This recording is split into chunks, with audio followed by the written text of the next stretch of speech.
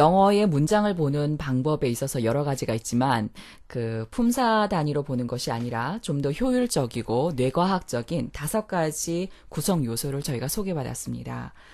처음 듣는 말이긴 하지만 굳이 설명이 필요 없을 정도로 용어 자체에 그 의미가 다 담아져 있는 것 같아요. 그 주어되는 말, 의미관계 맺어주는 말, 채워주는 말, 설명해주는 말, 첨가해주는 말. 이렇게. 그래서 오늘은 그것을 또 저희가 더 쉽게 이해할 수 있도록 그 기차를 만들어 가면서 시각화 시키셔가지고 아주 쉽게 이해할 수 있었는데 그 의미를 왜 그렇게 표현을 했는지 한번 여쭤보고 싶습니다. 주어되는 말을 보니까 우리가 항상 그 기차에 뿌뿌하고 소리를 높게 내는 그 기관차를 표현을 하셨는데 이유를 여쭤보고 싶습니다. 주어되는 말은 문장에서 제일 중요한, 뭐 중요하다기보다는 가장 주된 정보를 담고 있는 말이기 때문에, 그거를 기차의 기관차로 표시를 했어요. 저희가 이거를 이미지화 시키는 데 있어서, 굳이 보면은 좀 아동스럽다라고 얘기를 할 수도 있어요. 네. 우리가 어떤 언어라고 하는 것은 매우 추상적인 거기 때문에 이것을 구체화시키는 이미지로 전환했을 때 학습자에 대한 그 문장의 인식 능력은 급격히 증가하게 됩니다. 네. 이런 부분들은 여러분들도 단순하게 어떤 장황한 글을 하나 보는 것보다 이미지를 하나 보거나 사진을 하나 봤을 때 그 사진에 대한 직관력이 훨씬 더 증가되어진다라는 것을 체험한 경험이 있을 거예요. 그래서 네. 저희가 그 표현을 할 때 이미지화 시켰고, 그런데 왜 굳이 그럼 이미지화 시키는 데 있어서 왜 기차를 선택을 했나? 문장이라고 하는 것은 왼쪽에서 오른쪽으로 전개되어지는 성질을 띠고 있기 때문에 네. 그것이 하나의 일렬의 개념, 즉 뭐냐면 평면적 개념에서 이것이 이루어지는 것이 첫 번째 우선이 돼야 네. 되겠다라고 저희가 거기에 대해서 착안을 해서 이제 기차라는 것으로 발전하게 되죠.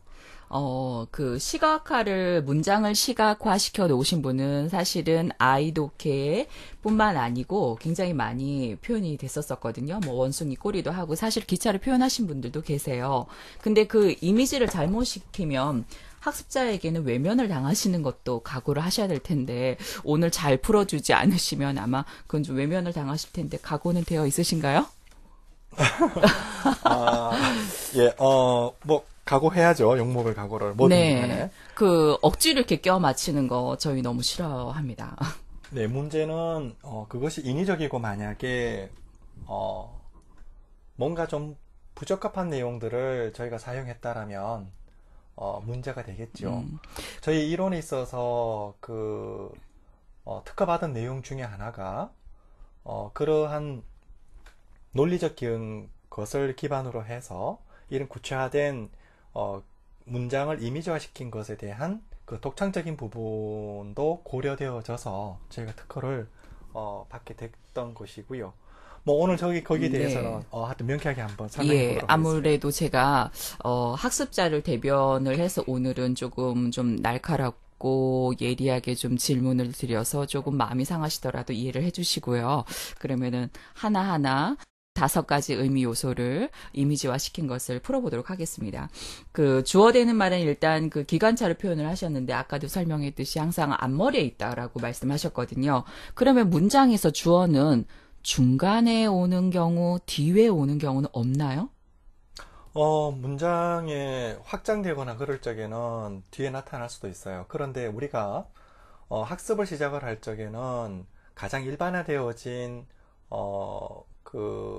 논리에서 출발하기 때문에 일단은 주어를 가장 앞에 두는 것에서부터 학습을 시작하게 됩니다. 그래서 우리가 보통 문장에 대한 것을 이야기를 할 때 문장의 네. 구성이 어떻게 되냐라고 얘기할 때는 보편 타당성에 가장 근거해가지고 이야기를 하게 되지요. 네. 우리나라 언어가 꼭 항상 주어, 목적어, 동사 형태로만 구성되어 있지는 않아요. 네. 그죠?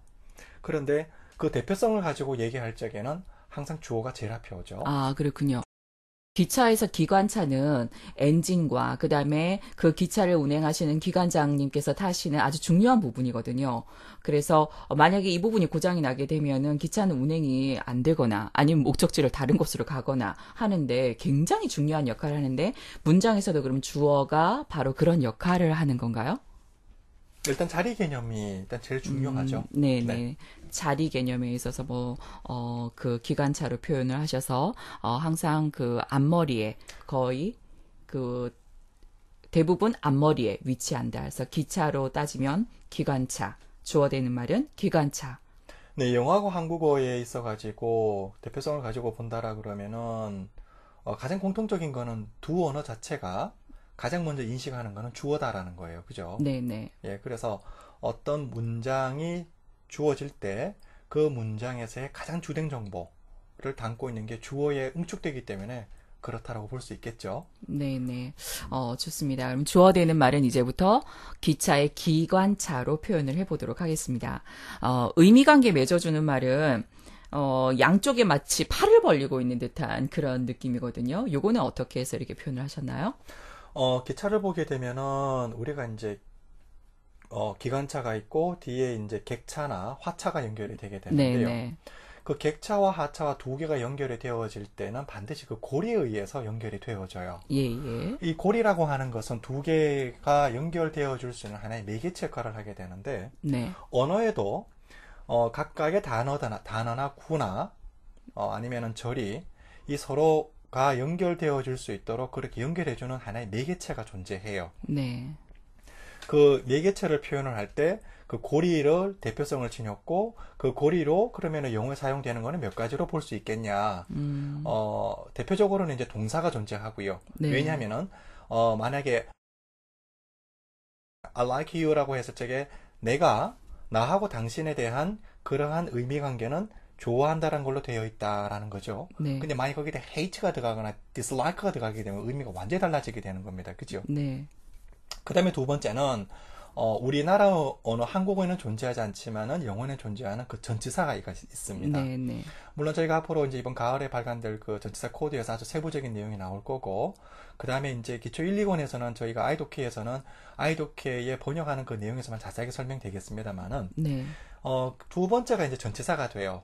그 다음에 세 번째는 뭐냐 하면은 접속사가 들어갑니다. 네. 그래서 이 세 가지가 영어에서는 의미관계 맺어주는 말인데 네. 중요한 거는 뭐냐면은 우리가 문장을 볼 때 저 세 가지가 있는 경우와 없는 경우의 문장을 비교해 보면 네. 확연하게 이 의미관계 맺어주는 말이 얼마나 중요한 역할을 하는지를 알 수가 있습니다. 그렇겠죠. 기차도 기관차하고 객차하고 화차 뭐 이렇게 있을 때 큰 그 기차역에 가면 그 객차만 따로따로 떨어져 있더라고요. 그리고 이제 아저씨들께서 그 고리를 연결을 해주면서 목적지에 가는 그 손님이나 아니 화물에 따라서 연결 고리를 다르게 하는 거를 본 적이 있는데 이게 바로 그거를 표현을 한 거네요. 네, 그렇습니다. 근데 다른 것들은 의미관계 맺어준다라고 하니까 양쪽에 뭔가가 있는데 얘네들이 연결해주는 고리 역할을 하는구나라는 느낌은 동사, 접속사 느낌이 옵니다. 근데 여기에 전치사까지 포함이 된 게 사실은 조금 놀라워요. 그렇죠. 전치사는 지금 우리 그 한국어에서는 많은 지금 학습 현장에서 네. 이거를 조사로 해가지고 인식을 하고 있어요. 네. 그렇게 느꼈어요. 예, 그렇게. 대표적으로는 보면 우리가 전치사 of 같은 경우에, 네. of 같은 경우에는 뭐뭐의라고 이렇게 가르치는 경우가 많지요. 네. 그러나 실질적으로 문장에 들어가서 보면은 그렇게 해석되지 않는 경우가 많아요. 네. 물론 네. 그러한 것은 일본어의 노라고 하는 뭐뭐의를 나타내는 부분이 우리나라로 들어오게 되면서 그렇게 계속해서 지금 전착되어 있는 건데요. 전치사는 우리나라 언어로 해석이 될 적에는 다양하게 조사나 부사나 동사나 접속사로 해석이 되어져요. 네. 우리나라 언어에 없는 만큼 저기에 대한 고찰이나 연구는 상당히 좀 진지하게 될 필요가 있습니다. 네. 전치사는 우리나라 말의 조사로 사용되는 것이 아니고 대표적인 기능은 그 앞에 있는 단어와 전치사 뒤에 있는 단어의 의미관계를 맺어주는 거죠. 네. 네. 예를 들면 A인 B인 경우에는 A라고 하는 것은 범주 안에 있다라는 표현이 돼요. 그지요? 네. 그런데 A인이 아니라 언더가 되거나 만약에 on이 되는 경우는 의미가 확 달라지겠죠. 네. 마찬가지로 두 개의 A 전치사 앞에 있는 요소에 앞에 있는 A와 전치사 뒤에 나오는 B 요소의 의미 관계를 연결해 주고 있는 거죠. 아, 네. 저희가 그 의미관계 맺어주는 말에 그 고리 아이콘을 보면서 양쪽에 뭔가가 있었구나. 그래서 오른쪽, 양쪽을 연결해주는 역할을 하는 것이 동사, 접속사, 전치사구나. 라는 거를 느꼈는데 전치사가 왜 들어갔을까? 하지만 의미관계를 맺어주는 말에 집어넣었으니까 그런 역할을 하겠지라고 생각이 들었었는데 마침 또 그렇게 설명을 해주시는 걸 들으니까 아 그런 역할을 하고 있구나라고 느껴집니다. 의미관계 맺어주는 말은 이렇게 세 가지로 또 이렇게 동사와 접속사와 전치사를 좀 모양을 다르게 해서 구별을 좀 해주셨어요. 그럼 저희가 문장을 보고 느낄 때 이런 모양으로 뭐 그려가 보면은 되겠네요. 동사, 전치사, 접속사. 네, 그렇죠. 세부적으로 볼 적에는 그 세 가지로 구분해서 보겠지만, 네. 우리가 그거를 인식할 적에는, 그 다음에 연결되어지는 연결 역할을 해주는 말이 뭐지? 이런 식으로 움직이게 되죠. 네. 그러면 그 다음 단계 그 채워주는 말에 대해서 설명을 드릴게요. 얘는 가장 그 기본적인 기차에 그냥 딱 보기에도 우리가 타는 그 승객이 타는 곳, 또 화물이 타는 곳 이런 곳인 것 같아요. 느낌에 어떤가요? 저는 어릴 때 시골에서 자라서 네. 들과 산으로 좀 많이 뛰어다녔어요. 네. 그러다 보니까 기차를 접할 수 있는 기회가 상당히 많습니다. 네. 많았었어요. 예. 근데 이제 기차를 가만히 보면은 객차도 있고 네. 또 화물을 싣고 가는 화차도 있어요. 네. 근데 그 화차를 가만히 보면 박스 형태로 된 것이 있고 예. 거기에 둥그렇게 해서 또 기름을 싣고 가는 것도 있고 네. 그 다음에 석탄이나 이런 걸 싣고 가는 네. 것도 있어요. 그래서 그 다양한 것을 보게 되면서 하나의 제가 아이디어를 제안을 했죠. 저희 네. 연구소에 있는 분들한테 네. 제안을 해서 이러이러한 부분이 있는데 이거를 문장에 대해서 잘 한번 녹여내보자 라고 해서 나온 게 그게 지금 현재 세 가지 형태로 나오게 되는데요. 네. 네모 형태가 있고 약간 마른 목걸이 있고 둥그렇게 된 것이 네. 있습니다. 네. 이 내용들은 뭐냐면은 쉽게 말씀드리면은 동사의 내용을 채워주는 거예요. 가령 예를 든다면 네. 나 봤어 이런 말 하게 되면은 누군가 이런 얘기를 갑자기 하게 되면은 듣는 사람은 너 뭐 봤단 얘기야? 네. 나 좋아해. 누굴 좋아해? 뭘 좋아해? 2차적인 질문이 나오게 되겠죠? 네. 그 동사에 대해서 뭔가 채워주는 내용이 필요한 거예요. 그죠? 네. 그래서 그 필요한 거를 동사의 기능에 따라서 네. 뒤에 올 수 있는 거를 구분해 보면 세 가지로 이제 축약되어진다라는 거죠. 크게 종류는 네 가지로 봅니다.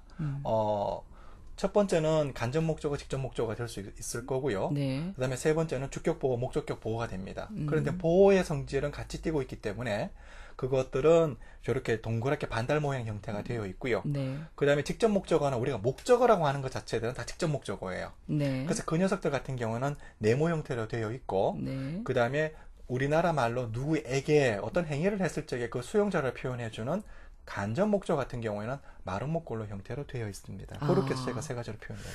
일단 이 세 가지를 잠깐 봤는데 주어되는 말, 의미관계 맺어주는 말, 채워주는 말 이렇게 설명하는 가운데 이 아이콘들을 보고 있으니까 마치 그러면 주어, 동사, 목적어 연결해볼까? 라고 하는 그런 욕구가 자꾸 생겨요. 그러면서 우리가 흔히 알고 있는 일형식은 주어와 동사로 이루어진 문장인데 그림을 놓고 보니까 너무 생뚱맞네요.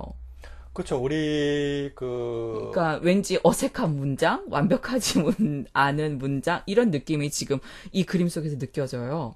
그렇죠. 맞나요? 예, 맞습니다. 가령 우리가 이제 우리가 지금 영어를 학습을 한다라는 거는 한국어를 잘하기 위한 게 목적이 아니잖아요. 그죠? 네. 그렇다 그러면은 영어가 지닌 그 문장이 지닌 특징에 맞추어 가지고 우리가 사고하거나 그걸 인식하는 패턴들이 전이 될 필요가 있는 거죠. 네. 가령 예를 든다면 이렇게 봅시다. 나는 그것을 먹었어라고 할 때, 나는 이제 기관차가 되겠죠. 네. 그럼 목적어는 되게 채워주는 말이 화차나 객차가 네. 될 겁니다. 그죠? 네. 그런데 고리가 어디 와 있냐면 뒤에 와 있어요. 네. 그러면은 기관차하고 이 객차가 연결될 수가 없겠죠. 네. 그 문장이 틀린 것이 되어버립니다. 그죠? 네. 영어의 관점에서는요. 예. 마찬가지로 이렇게 이미지 관점에서 문장을 바라보게 되는 경우에는 좀 전에 말씀하셨듯이 이렇게 되는 것이 되게 정상이고 이렇게 되어야만 하겠구나라는 그런 어떤 의도적인 부분을 같이 경험할 수 있는 것도 사실입니다. 그래서 지금 느끼기에 뭐 이형식이나 삼형식 특히 주어, 동사, 목적어 이렇게 하면 태강 저거 세 개 뭉쳐서 주어, 동사, 직접 목적어 딱 와서 붙이니까 아주 간단하지만 기차가 완벽하게 만들어지는 것 같은 거, 그 문장이 정말 정확하게 되는 거, 이런 느낌이 와요. 그래서 저렇게 만들면 되겠구나라는 생각이 들기도 하고, 가끔 또 그냥 우스갯소리로 생각을 해보니까 주어하고 동사만 돌아다니는 그 기차, 객차하고 고리만 돌아다니는 기차, 이게 화물을 전달하는 것도 아니고 승객을 이동시키는 수단도 아니고 지금 어디 가고 있는 거지? 라는 그런 생각도 들고 그냥 이 그림 속에서 뭔가 막 저 나름대로 이미지가 막 만들어지기도 하는데 일단 여기까지는 뭐 상대방에게 그런 이미지를 만들어내는 그 작용으로도 조금 성공하신 거 아닌가? 그런 생각도 들기도 하네요. 근데 설명해주는 말은 이거는 뭐 이게 뭘까요? 설명해주는 말은 우리나라 말에서는 이제 꾸며주는 말, 네, 또는 뭐 일본식 용어를 비루면은 제안해주는 말, 네, 한정해주는 말, 네, 한정어, 제안어, 뭐 여러 가지 표현으로 우리나라 말에 사용되는데요. 네, 대표적으로는 우리나라 말에서는 그냥 꾸며주는 말, 즉 네, 꾸며주는 말로 보면 좋을 것 같습니다. 그런데 설명해주는 말은 뒤에 와요. 가령 예를 한번 들어볼게요. 네, 이 사람이 네, 내가 만났던 그 사람입니다. 라고 이렇게 되잖아. 그죠? 네, 네, 우리나라 말에서는요. 네, 근데 내가 만났던 이라고 하는 것은 그 사람을 꾸며주고 있죠. 예, 근데 이게 영어에서는 내가 만났던 이라고 하는 것은 영어에 있어서 뒤에가 와요. 네, 예. 그래서 명사를 기준으로 했을 적에 앞에 오는 경우가 있고 뒤에 오는 경우가 있는데 이 꾸며주는 말이 네, 설명해주는 말은 영어에서 모든 게 그 명사, 명사구, 대명사 뒤에서 오는 말들을 얘기해요. 네, 물론 나중에 이 앞에 오는 것과 뒤에 오는 것에 대한 자세한 차이점은 네, 아이독해 이제 기초 과정에서 그 다음에 또 중급 과정에서 자세하게 설명되고 살펴봐지게 될 내용인데요. 네, 이 설명해주는 말은 구체적인 정보를 더 주는 거지요. 네, 예. 그래서 이 구체적인 정보를 더 주는 거를 어떻게 표현해 줄 건가? 라고 우리가 고민을 했던 것 중에 여러 가지가 있었는데 스티커도 있었고 그 다음에 뭐 여러 가지 다양한 의견들이 나왔습니다만은 기차들이 지나갈 때 보면은 가끔씩 거기다 깃발을 꽂고 가요. 네, 뭐냐면은 여기에는 뭐가 실렸습니다. 여기는 네, 뭐가 있습니다. 이렇게 해서 네, 깃발을 꽂아줘요. 가령 예를 들면 폭발물 같은 거를 싣고 가는 기차들 같은 경우에는 아주 네, 빨간 깃발들을 꽂아 가요. 아, 뭐 흰 네, 것도 꽂고 가는 경우도 있고 노란 걸 꽂고 가는 경우도 있어요. 즉 그 음, 화차에 대해서 추가적인 정보를 주는 거죠. 예, 아, 그래서 저희가 이걸 깃발로 마지막 모식도를 만들어내게 된 음, 거죠. 아, 그렇구나. 그러면은 그 깃발은 꼭 필요한 건 아니었어요. 그런데, 자세한 안내와 좀 더 친절하고 구체적인 거와 또 위험성을 알려주는 그런 걸 위해서 배려하는 마음으로 이렇게 깃발을 꽂아주는 거니까 저희가 문장을 만들 때에도 꼭 깃발을 사용하지는 않아도 되지만 하지만 깃발을 사용해서 말을 해줄 때 듣는 사람이 저 사람이 나를 배려하면서 친절하게 말하고 있구나 이렇게 느낄 수 있을까요? 네, 언어 상황에 따라서 조금씩 다르게 나타날 수 있는데 그런 상황도 나타날 수 있겠죠. 제일 중요한 거는 뭐냐면은 기차에서 제일 중요한 거는 기관차하고 고리하고 그 다음에 뒤에 화차나 객차가 제일 중요하지 않습니까? 채워주는 말이요. 네, 네, 네, 그렇죠. 네, 그 세 가지가 제일 한 것을 구체적으로 표현한다면 설명해주는 말에 그 깃발로 표현한 것하고 그 다음에 네. 좀 전에 나중에 얘기될 첨가해주는 말에 그 별표시 모양 된 뭐 것들. 첨가해주는 말 같이 가보죠. 네. 나왔는데. 하여튼 그거까지 이제 그런 것들 설명해주는 말과 첨가해주는 말은 문장에 있어서의 가장 필수 요소는 아니라는 거죠. 예. 그런데 하지만, 중요한 거는 네, 언어에서 매우 중요한 걔들이 의미적인 위상을 가지고 있는 건 분명해요. 가령 예를 어, 들면은 제가 예전에 학원에서도 이렇게 중고등학교 시절에 다닐 때 선생님들이 하는 말이 형용사 구나 형용사 절은 그렇게 중요하지가 않다. 네, 가령 예를 들면 이런 정보들은 중요한 정보를 담고 있지 않기 때문에 해석할 때 빼버리거나 해도 된다라고 제가 이제 그렇게 배웠던 기억이 나고 또 시중의 문법서에도 그렇게 취급하는 경우가 많아요. 그러나 실질적으로는 그렇지 않아요. 왜냐하면은 구체적인 이 사람이 그 사람이야 그러면 알 수 있겠습니까? 네, 근데 이 사람이 내가 만났던 사람이야. 이 사람이 내가 좋아하는 사람이야. 이럴 적에 그 사람이라는 것에 대해서 매우 구체화된 정보가 나타나게 되지요. 근데 왜 그 설명해주는 말의 위치를 지금 꼭 뒤에다가 두어야 할까요? 아까 말씀하시기를 뒤에다가 마치 꽂아주는 깃발처럼 이렇게 했는데, 맞아요. 기차에도 보면 뒤에서, 뒤에다가 깃발을 꽂아주고, 또, 기차 모든 출발 준비 완료라고 해서 앞에 있는 기관장 아저씨랑 저쪽 꼬리 쪽에 있는 아저씨랑 깃발로 흔들어서 수신호 하는 거를 봤거든요. 그러니까 그런 의미에서 좀 뒤에 위치하는 거 맞는데, 영어에서 그 의미도 가지고 오셨나? 왜 설명해주는 말은 뒤에 놓여야 하는 거죠? 영어에서 이 설명해주는 말을 통칭해가지고는 이제 post modifiers라고 하는데요. 네. 그 기능을 이제 post modification이라고 하고, 얘들이 문장에서의 위치를 보게 되면은 반드시 그러니까 설명해주는 말, 네. 그걸 이제 머리명사, 우리나라 말로는 또 뭐 선행어라는 지금 문법 용어를 쓰고 있습니다만, 네. 인전학에서는 그걸 head noun이라고 해요. 네. 그래서 머리명사. 네. 머리명사. 예, 머리명사라고 하는데, 항상 영어는 설명해주는 말이 다 뒤에 옵니다. 절대 앞에 안 와요. 네. 반드시 뒤에 오기 때문에 그 뒤에 오는 거를 구체화시켜주기 위해서 우리가 이 설명해주는 말을 쓸 때 보게 되면은 이미지가 나타날 때 항상 그 뒤에 꽂힙니다. 네. 깃발이요. 네. 네, 그렇게 해서 저희가 위치도 항상 뒤에다가 위치를 두게 되었죠. 그런 것까지 다 생각을 해서 깃발, 우리 사실 요 조그만한 아이콘 하나지만 많은 것들을 담으셨네요. 네, 너무 많이 담은 것 같습니다. 고민 많이 하셨네요. 지금 오차를 제가 못 찾아내고 있습니다. 혹시 저 말고 다른 분이 또 예리한 질문을 하실 수 있을까? 저도 좀 긴장하고 뭔가 허점을 찾아내기 위해서 지금 계속 질문을 드리는데 아직까진 발견을 못했어요. 첨가해주는 말,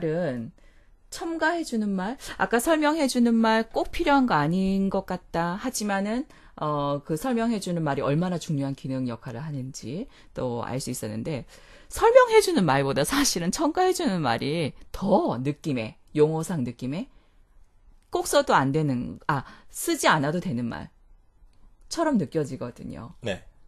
맞나요? 좀 전에 말씀 잠깐 했던 거 정리하고 나면은 설명해주는 말에는 그 명사고, 대명사 뒤에 사용되는 형용사, 형용사고, 형용사절, 네. 이거를 설명해주는 말이라고 하는데요. 네. 이 첨가해주는 말 같은 경우에는 그 품사 단위에서 적용되어질 수 있는 것들이 부사, 부사구, 부사절이에요. 네. 그런데 우리가 부사를 처음 배울 때는 네. 어떻게 생각하는 게 좋냐? 좀 가볍게 하는 게 좋아요. 네. 그래서 문장에서 첨가해주는 말, 얘들이 원래 기능 자체가 adverb라고 해서 네. add라는 건 더하다는 뜻이고 verb라는 건 words에서 왔다고 지난 시간에 말씀드렸던 것 같아요. 근데 네. 다 더해주는 말이다. 네. 더해주는 말의 성격을 띈 것이다 라고 이거를 어원학적으로 살펴볼 수 있죠. 네.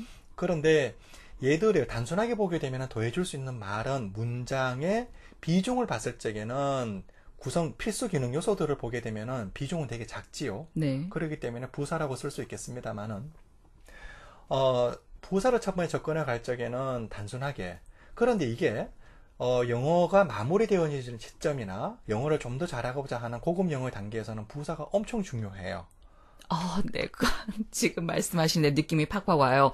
여기 보니까 기차 어디에나 덧붙여 줄 수 있는 액세서리처럼 이랬거든요. 우리가 옷을 입어도 코디를 잘 하시는 분과 안 하시는 분 있어서 꼭 필요한 건 아니지만 그 액세서리 하나를 했는데 근데 그거를 어디다 하느냐, 어느 각도로 하느냐에 따라서 전체적으로 분위기가 달라지는 거예요. 감각 있는 사람은 그렇게 하는데 감각 없는 사람은 아무리 해도 그게 안 되거든요. 근데 그게 문장에서도 그런 역할을 하는군요. 네, 그렇습니다. 저게 그 부사가 처음에는 할 적에는 좀 자유롭게 그냥 구단위에서는 부사는 형용사 앞에 오는구나 라는 정도로만 알아도 되겠지만 네. 문장에서는 다양하게 이동이 가능해요. 네, 어디에나. 그렇죠. 그런데 이것이 고급 단계로 올라가게 되면은 부사가 가는 자리가 매우 제약적이라는 것을 나중에는 알게 될 거예요. 그래요? 네. 네. 우리가 이제 대표적으로 보게 되면은 그 현행 문법에서 다루고 있는 게 빈도부사 위치라는 게 있어요. 그죠? 네. 부사인데 되게 제약적으로만 움직이지요. 네. 그러나 그거는 매우 일편적인 거고, 네. 우리가 문장에서 사용하는 부사들은 실질적으로는 그것이 위치하는 거에 따라 가지고 의미 비중이 확 달라집니다. 그런데 영어를 처음 하는 기초학습자나 중급학습자들이 그걸 하게 되면은 되게 부담스러워해요. 그렇기 때문에 처음 접근해 갈 적에는 가볍게, 그냥 얘들은 좀 어디에도 이렇게 위치할 수 있는 녀석이고, 그냥, 형용사 앞에 위치하는 정도의 것으로라고만 생각을 하면 아주 편하죠. 네. 이건 아주 너무너무 절묘한 것 같아요. 우리가 옷을 입거나 뭐 생활하는 속에서 액세서리를 좋아하는 사람도 있고, 안 좋아하는 사람도 있고, 네, 좋아하는 사람, 잘하는 사람도 있고, 못하는 사람도 있고. 근데 잘하는 사람은 어떻게 하느냐에 따라서 더 고급스러워 보이기도 하고, 좀 어울림이 없어서 너무 어색한 사람도 있기도 하고. 근데 그게 문장 속에서도 고급 단계에서는 어디에 있어야만 하는지 그 위치도 있다라고 하니까 점점 더 그 매력적인 아이콘이 아닌가 싶습니다.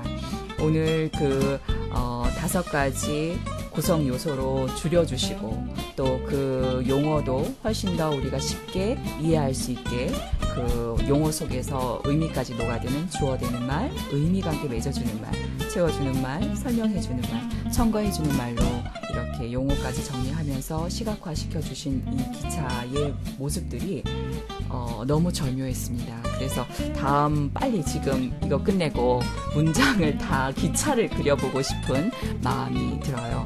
그래서 너무 대단한 것 같습니다. 다음부터는 문장을 정말 기차로 볼 수 있을 것 같습니다. 감사합니다.